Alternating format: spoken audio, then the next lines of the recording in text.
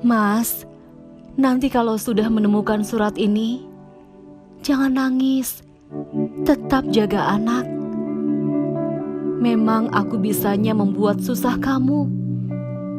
Maafin aku ya, Mas.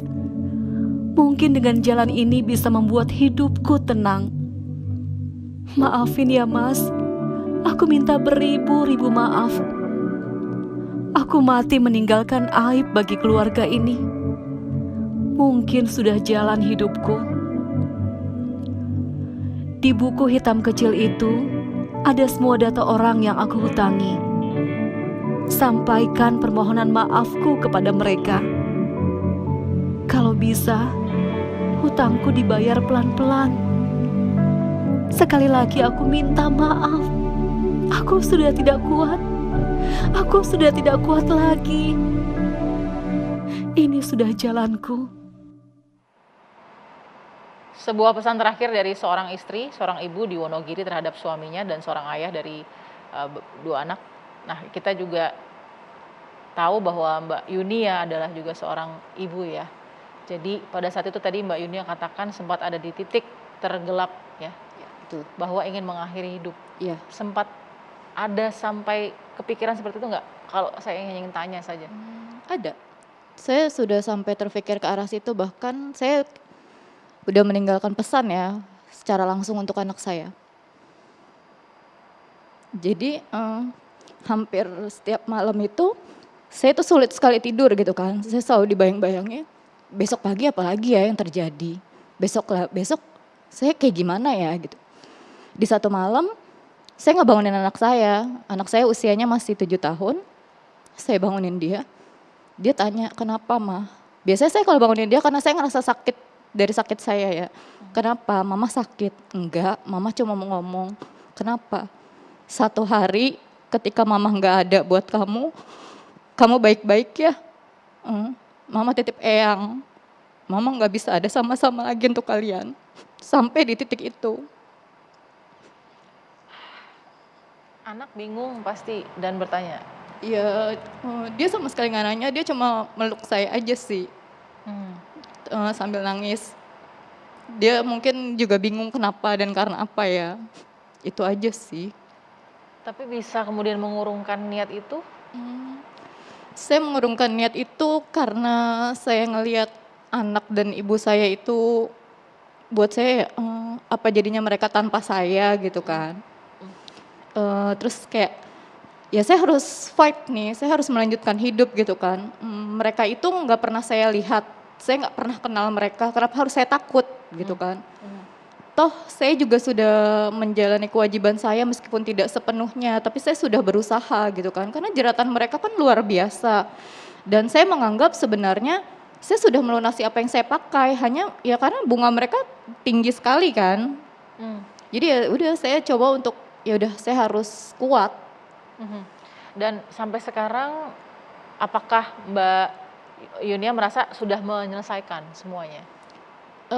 Masih ada yang belum terselesaikan, tapi saya menganggap semua udah selesai. Karena itu bukan kewajiban. Ya betul. Karena itu bunga di luar persetujuan. Ya betul. Atau hal-hal yang dilakukan secara pihak begitu ya. Ya saya merasa itu jebakan yang mereka ciptakan. Oke, satu lagi, itu kan pinjaman online yang aplikasinya ilegal ya, mohon maaf. Ya. Pinjolnya ilegal, Ya, tidak terdaftar betul. di OJK. Ya. Nah, pernah juga dengan yang legal tidak? Pernah. Pernah. Ya. Apa yang terjadi? Pinjol ilegal, Yang legal ya? yang legal itu mereka baik-baik ya. Maksudnya ya karena mereka pun ada di OJK. Betul, terdaftar di OJK ya? Ya Sudah. betul. Tapi semakin ke sini saya perhatikan pernah di satu ketika itu saya hanya telat 1 hari ya pembayaran, itu udah ada ancaman dari mereka mau sebar data.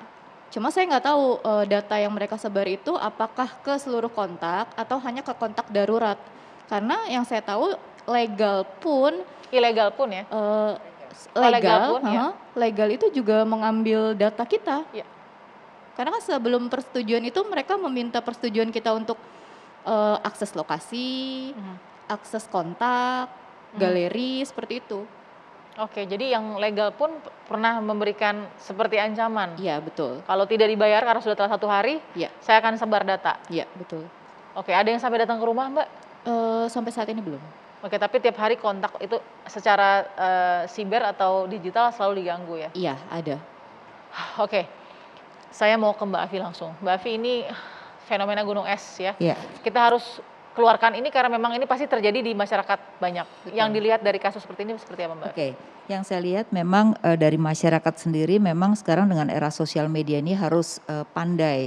Karena dengan era sosial media ini juga banyak penipuan-penipuan, baik itu bentuknya investasi maupun pinjol-pinjol. Nah, Iya. mereka biasanya kita yang harus smartnya itu apa? Kita harus tahu bahwa pertama terdaftar nggak di OJK, karena yang Iya. terdaftar hanya 107 pinjol.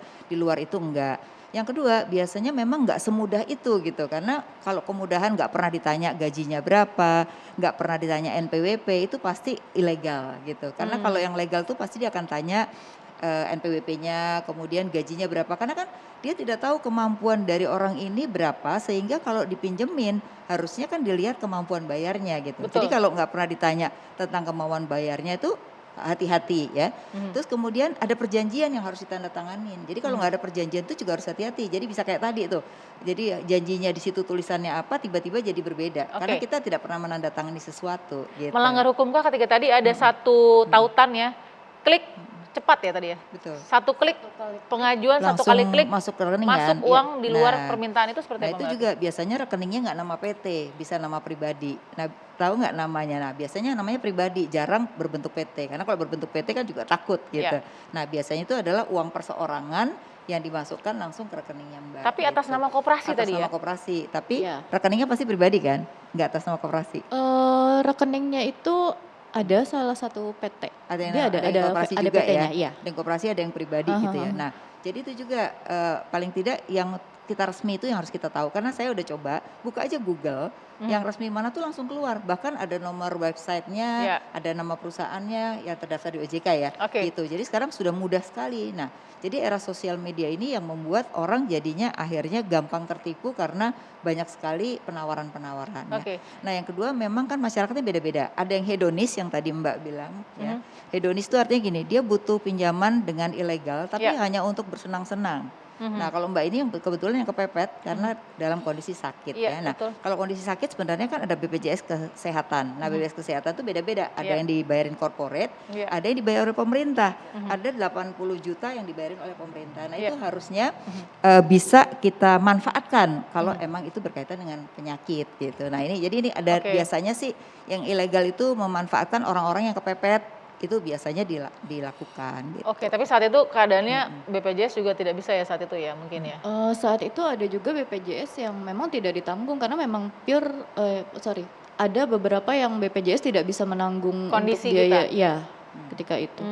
Oke, jadi memang keadaannya memang harus Iya. pinjaman online. Ya menurut saya Mbak Afi. memang gini ya, pemerintah daerah tuh sebenarnya kan punya dana juga sebenarnya Betul, ya. betul. Harusnya memang harus ada untuk kalau orang punya masalah yang terkait dengan penyakit nggak bisa BPJS tuh lari Ya. kemana sih mestinya? Betul. Ataukah puskesmas setempat atau Aha. apa untuk mendapatkan rekomendasi Itu lah ada gitu. sebenarnya wadahnya. Mbak Nah, Afi. saya rasa ini yang belum disosialisasikan kepada masyarakat. Makanya kebanyakan kalau orang sakit, ya udahlah cari pinjaman yang penting saya bisa itu. Itu satu. Iya, iya. Nah, kedua penyebabnya kadang-kadang ada masyarakat yang tidak mau melaporkan, malu dibilang miskin, betul nggak? Iya, iya. Nah, itu juga banyak Mbak, sehingga Iya. mereka memanfaatkan pinjol-pinjol semacam itu. Nah, Oke. ini juga saya rasa macam-macam dalam masyarakat sendiri. Oke, Gitu. tapi tadi saya concern juga testimoni dari Mbak Yuni ya, selain dari pinjaman yang ilegal, yang legal yang ternyata legal. juga ada Oke. threatening, ada ancaman Nah gitu. gini, kalau legal itu sebenarnya kita bisa laporkan kepada perlindungan konsumen. Karena perlindungan konsumen di OJK itu menerima keluhan-keluhan kita, terutama adalah penyebaran data kita. Itu nggak boleh sebenarnya. Oke, ya. oke. Terus kemudian juga ada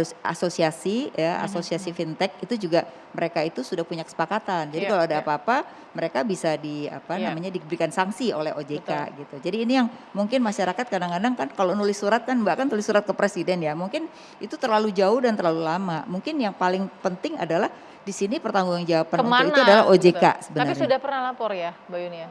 Ke Satgas udah ya kayaknya waktu itu. Sudah, karena kan kebetulan saya mendapat bantuan dari hukum juga ya, secara cuma-cuma dan kita tuh udah menyurati ke 6 ke 6 tempat, ya salah satunya presiden. Nah, yang ngerespon kita itu waktu itu hanya dari pihak OJK, itu sih. Responnya seperti apa? Ya responnya mereka bilang ya laporkan gitu kan. Lalu kemudian? Laporkan nama-namanya yang mana biar mereka bisa blokir gitu kan. Tapi kan ya kembali lagi ketika diblokir itu mereka masih dengan mudah untuk Memiliki membuka data kembali. Mbak Yuni ya? Ya, dan data itu diperjualbelikan karena saya pernah di teror, ditagih dengan yang tidak saya pinjam. Dan dia punya data-data saya semuanya, KTP segala macam ya. Jadi diperjualbelikan data saya.